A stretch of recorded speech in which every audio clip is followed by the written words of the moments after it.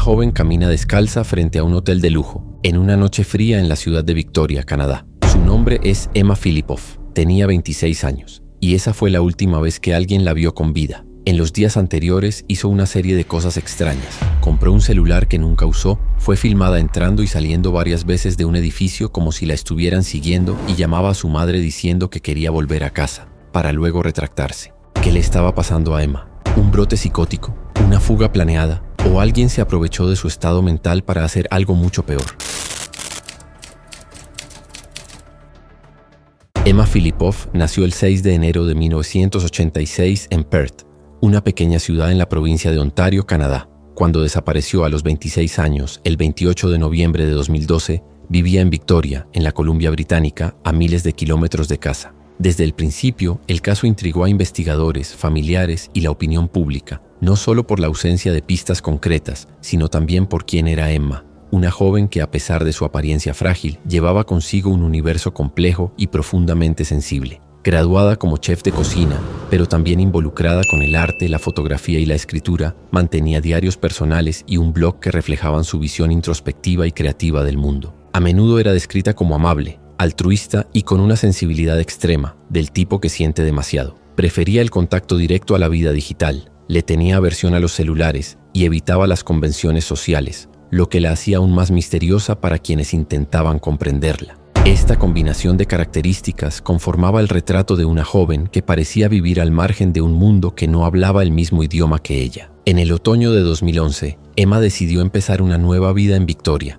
una elección que, según su madre, nunca fue totalmente explicada. Llegó a la ciudad sin empleo fijo y sin una vivienda estable, pasando por una secuencia de lugares improvisados. Inicialmente se quedó en casa de conocidos. Luego trabajó como limpiadora en un hotel donde también llegó a hospedarse. Durmió en barcos prestados y por un tiempo, incluso en medio del bosque. De febrero hasta el mes de su desaparición, dividía sus días entre períodos en el albergue Sandy Merriman House, destinado a mujeres en situación vulnerable, y otros lugares temporales. Aún así, había señales de rutina. Emma trabajó hasta el 31 de octubre de 2012 en el restaurante Redfish Bluefish, un pequeño negocio local de mariscos. El restaurante está montado en contenedores en el puerto de Victoria y opera principalmente durante la primavera y el verano, aprovechando el movimiento turístico. Con la llegada del otoño y el invierno, los empleados de temporada son despedidos temporalmente con la opción de volver en los meses siguientes. Emma regresaría la primavera siguiente. A pesar de la vida agitada que llevaba desde que llegó a Victoria, parecía estar bien y hasta ese momento nada parecía fuera de lo normal, pero aparentemente intentaba mantener cierta estabilidad, aunque frágil, en medio del caos interno que parecía crecer con el tiempo. Después de dejar de trabajar en el restaurante, su comportamiento comenzó a cambiar de forma perceptible.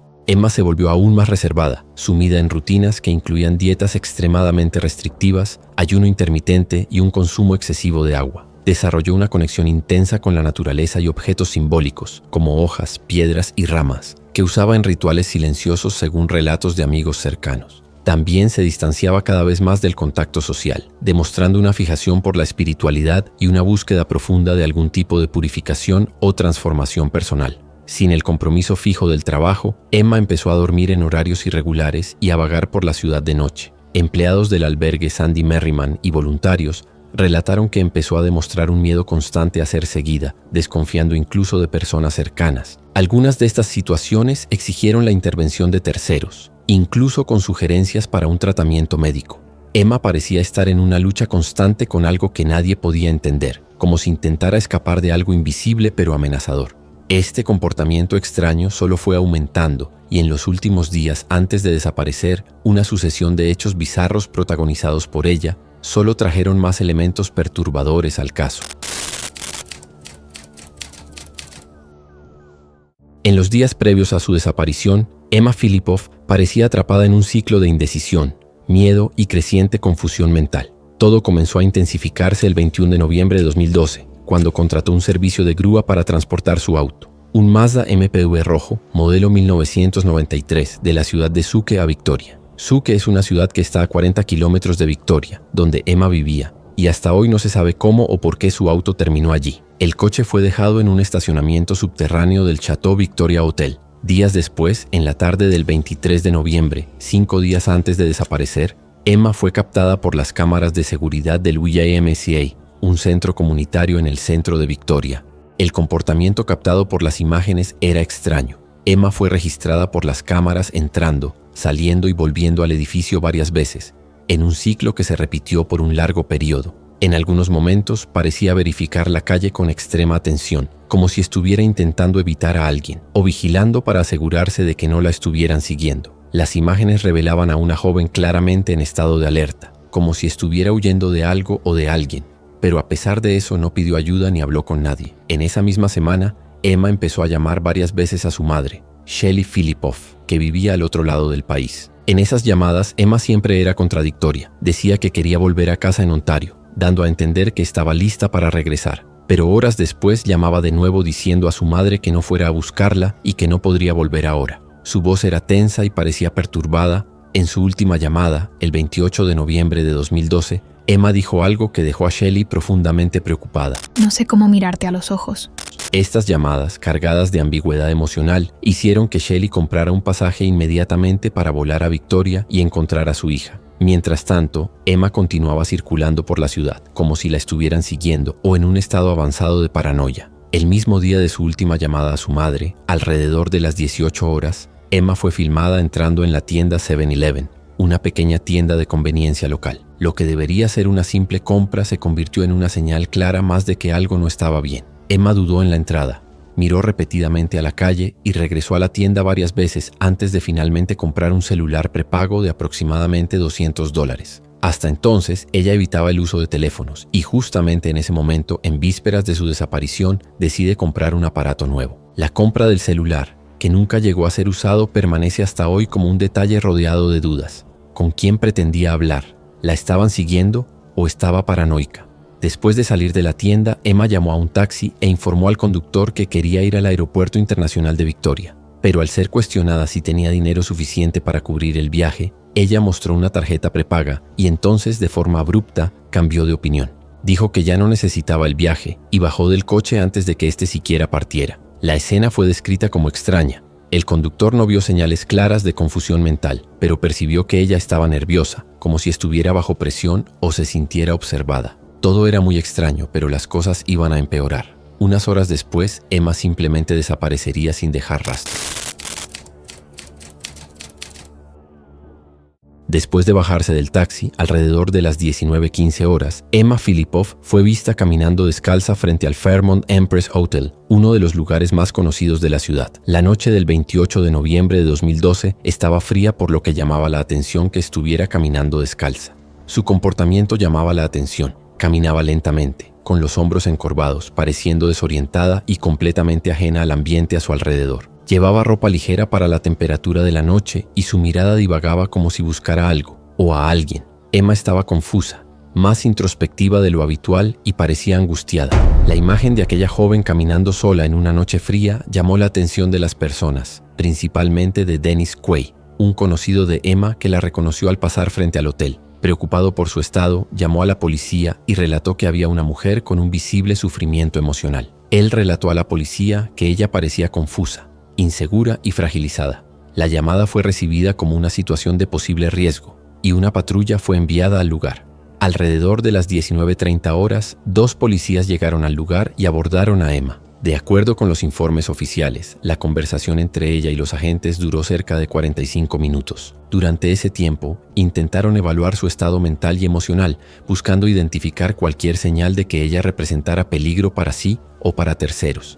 Pero según los propios oficiales, Emma fue educada, coherente y no dio ningún indicio de que estuviera en crisis o necesitara ayuda urgente. Al no haber un comportamiento agresivo o señales claras de compromiso, los policías decidieron dejarla ir. En la práctica, esto significaba dejarla sola, de noche, descalza, sin rumbo, en el centro de la ciudad, una actitud al menos cuestionable. Esa fue la última vez que Emma fue vista de forma confirmada por cualquier testigo confiable. Mientras tanto, al otro lado del país, la madre de Emma, Shelly Philippoff, estaba a bordo de un avión con destino a Victoria. Angustiada con las llamadas extrañas de su hija en los días anteriores, Shelly decidió viajar lo más rápido posible para encontrar a Emma. Su vuelo aterrizó alrededor de las 23 horas, pero ya era tarde. Al bajar, fue informada de que su hija había desaparecido pocas horas antes. Emma no volvió al albergue Sandy Merriman esa noche, ni dejó cualquier señal de dónde podría estar. La administración del albergue, al notar su ausencia prolongada e inusual, comunicó inmediatamente a la policía. Con base en estos relatos, la policía decidió formalizar la situación como un caso de desaparición oficial aún en la madrugada del 29 de noviembre. Las búsquedas comenzaron casi inmediatamente, pero Emma parecía haberse evaporado en el espacio de pocas horas. Ningún testigo la vio después de la conversación con los policías. Ninguna cámara de seguridad captó su movimiento. Ninguna llamada fue hecha desde el celular que ella había comprado más temprano. Y a partir de ese momento, la investigación se transformaría en uno de los casos más intrigantes de Canadá. Una desaparición sin rastros, sin explicaciones y con solo una certeza perturbadora. Emma Filipov nunca más sería vista. ¿Qué de hecho sucedió aquella noche? Poco después de la formalización de la desaparición de Emma Filipov, las autoridades iniciaron una búsqueda de emergencia que se extendería por años, sin nunca producir una respuesta concreta. En los primeros días, las autoridades hicieron búsquedas en los alrededores del centro de Victoria, donde ella fue vista por última vez. Uno de los primeros elementos en llamar la atención fue su auto, que había sido remolcado días antes hasta el estacionamiento del Hotel Chateau Victoria, a solo algunas cuadras del lugar donde Emma fue vista por última vez. El auto estaba sin seguro, pero en perfectas condiciones y sin ninguna señal de forzamiento o lucha. Era como si Emma solo hubiera estacionado allí por un momento. Sin embargo, algo sucedió y ella nunca más volvió al auto. Dentro del vehículo, la policía encontró casi todas sus pertenencias: pasaporte, ropa, libros prestados de la biblioteca, una almohada, tarjetas personales, laptop y hasta una cámara digital. Parecía que ella se estaba preparando para un viaje. Días antes le había dicho a su madre que quería volver a casa. Pero si se estaba preparando para viajar, ¿por qué dejó todo atrás? Ninguna cámara de seguridad de la región logró captar a Emma saliendo del centro de la ciudad después del contacto con los policías. El celular prepago que ella compró nunca fue activado o usado.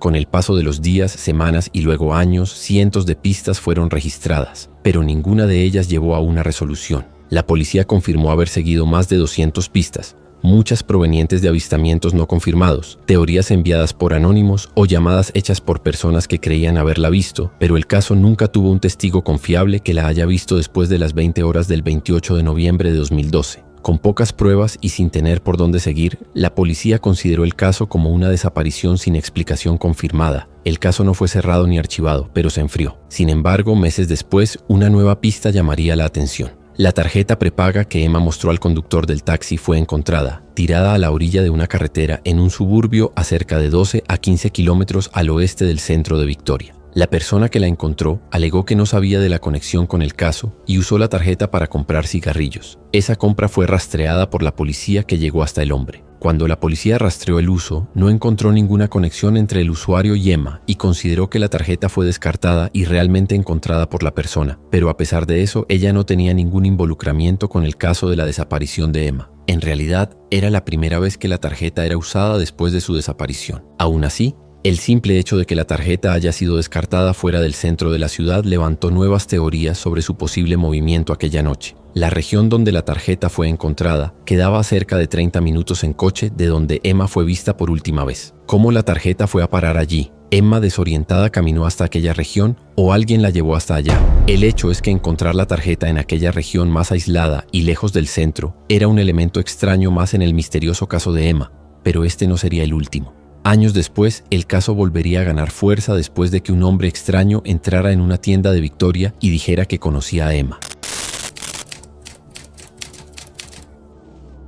El 27 de mayo de 2014, poco más de un año y medio después de la desaparición de Emma Filipov, un episodio inesperado reavivó el caso y trajo un nuevo personaje al centro de la atención: el enigmático hombre de la camisa verde. Alrededor de la tarde de aquel día, en Gastown, un área histórica de Vancouver, a cerca de 100 kilómetros de Victoria, un hombre visiblemente agitado entró en una tienda de ropa. El hombre tenía tatuajes en los brazos, cojeaba de una de las piernas y gritaba en medio de la tienda.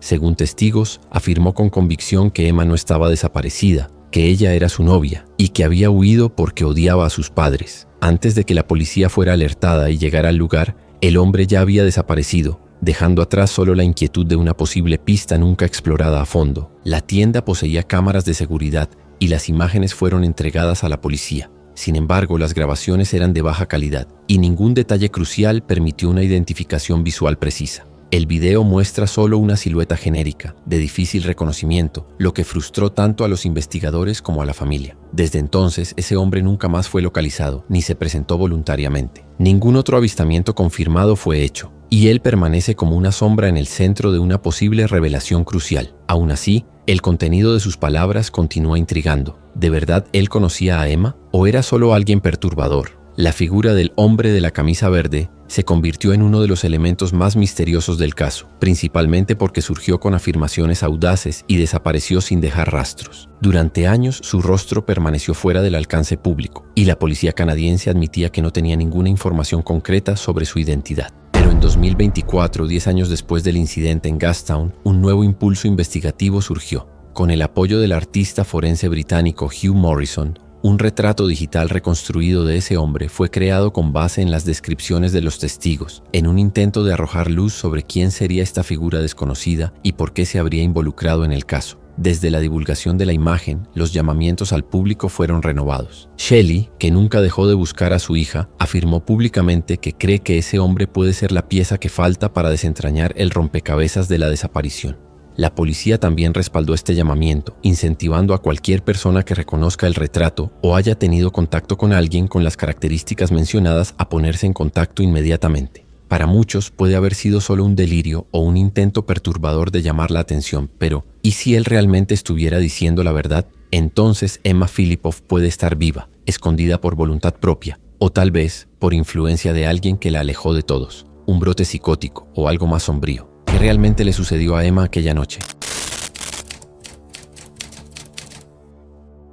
Con el paso de los años, la desaparición de Emma Filipov se transformó en un terreno fértil para especulaciones y teorías de las más diversas naturalezas. Como el caso nunca tuvo un desenlace, los pocos elementos disponibles fueron analizados y reanalizados por investigadores, familiares, voluntarios e internautas intentando llenar las lagunas dejadas por las autoridades. Entre las hipótesis más debatidas, una de las más plausibles, aunque también la más dolorosa, es la de que Emma sufrió un colapso mental en las semanas que precedieron a su desaparición. Amigos, empleados del albergue y personas cercanas afirmaron que ella presentaba señales evidentes de paranoia, ansiedad intensa y un posible cuadro psicótico. Cambios abruptos de humor, rituales compulsivos con objetos naturales, ayunos extremos y una fijación creciente con la naturaleza y la espiritualidad refuerzan la idea de que Emma vivía una crisis silenciosa. Estas señales fueron ignoradas o malinterpretadas por quienes tuvieron contacto con ella, inclusive por la policía, que la liberó la noche de la desaparición a pesar de su clara vulnerabilidad emocional. Tal vez ella de hecho simplemente se desmoronó. Pero ¿cómo desapareció sin dejar rastro? Otra teoría considera la posibilidad de una fuga voluntaria, un intento de empezar de nuevo, lejos de la presión, de las expectativas e incluso del propio pasado. Esta línea de razonamiento es sustentada por pistas como el comportamiento evasivo en las llamadas con la madre, la compra del celular prepago, la duda con el taxi para el aeropuerto y el abandono repentino de sus pertenencias en el coche, incluyendo objetos personales valiosos como el pasaporte y la laptop. Tal vez Emma estuviera preparando un viaje, pero acabó cambiando de idea en el último momento. O entonces ejecutó el plan exactamente como había previsto, con la intención de desaparecer sin dejar rastros. Pero si fue ese el caso, ¿por qué ella nunca más hizo contacto, aún sabiendo de la búsqueda incansable de su madre? ¿Y por qué dejaría todo atrás? Para muchos, el hecho de que Emma desapareciera de esta manera no fue algo voluntario. Posiblemente alguien que se aprovechó de la fragilidad emocional de la joven para manipularla o convencerla de salir de la ciudad. En foros online como Reddit hay discusiones sobre un posible depredador que habría conocido a Emma por internet o en círculos locales y usado tácticas psicológicas para convencerla de que necesitaba huir. Esta teoría intenta explicar el pánico aparente que ella demostró al entrar y salir del YMCA repetidamente y el miedo que parecía cargar en los últimos días. Si alguien estaba de hecho siguiendo o coaccionando a Emma, esa persona podría haber desempeñado un papel directo en su desaparición. Hay incluso quien cree que Emma pudo haber sido víctima de trata de personas o violencia externa. La ciudad de Victoria, aunque relativamente pacífica, no es inmune a crímenes que involucran explotación, abuso y redes clandestinas. Comentarios en foros sugieren que ella podría haber sido atraída a un ambiente peligroso, especialmente considerando su estado emocional inestable, que la hacía más susceptible a manipulaciones y promesas engañosas. Esta hipótesis es reforzada por el hecho de que ella desapareció completamente, sin hacer cualquier movimiento bancario o comunicación posterior, lo que podría indicar que algo le impidió físicamente retomar su vida. En 2018, La teoría de que Emma podría aún estar viva ganó nuevo aliento después del relato de un testigo conocido como William, que afirmó haberla dejado en un cruce en Esquimalt, un área residencial que queda a cerca de 5 kilómetros del centro de Victoria en la mañana del 29 de noviembre, o sea, en el día siguiente a la desaparición. Perros rastreadores fueron llevados a la región, incluyendo áreas de senderos, pero ninguna pista concreta fue encontrada. El relato permanece no confirmado, pero abrió la posibilidad de que Emma haya caminado fuera del área central de Victoria aún en aquella madrugada. Algunos levantaron dudas sobre la dinámica familiar de Emma, principalmente después de noticias de que sus padres enfrentaron acusaciones legales en 2016, acusaciones que acabaron siendo retiradas y consideradas sin relación con la desaparición. Aún así, el episodio alimentó teorías que sugieren conflictos internos profundos, que podrían haber contribuido a la inestabilidad emocional de la joven. El hecho de que el hombre de la camisa verde haya dicho que Emma había huido porque odiaba a sus padres también alimenta esta teoría. Sin embargo, hasta hoy Shelley Filipov permanece activa en la búsqueda, rechazando públicamente cualquier teoría que apunte a la participación de la familia y afirmando que su único objetivo es encontrar a su hija, viva o muerta. Ante tantas posibilidades, la pregunta que continúa sin respuesta es la más esencial de todas. ¿Qué realmente le sucedió a Emma aquella fría noche de noviembre? Si te gustó nuestro video, no olvides dejar tu me gusta, eso nos ayuda mucho. También te invito a suscribirte a nuestro canal, toda semana traemos videos como este para ti. Y si quieres continuar navegando por casos misteriosos, te invito a ver el video que hicimos sobre Brian Schaffer, el estudiante de medicina que fue filmado entrando en un bar y después simplemente desapareció. Lo que le sucedió a él hasta hoy continúa siendo un misterio.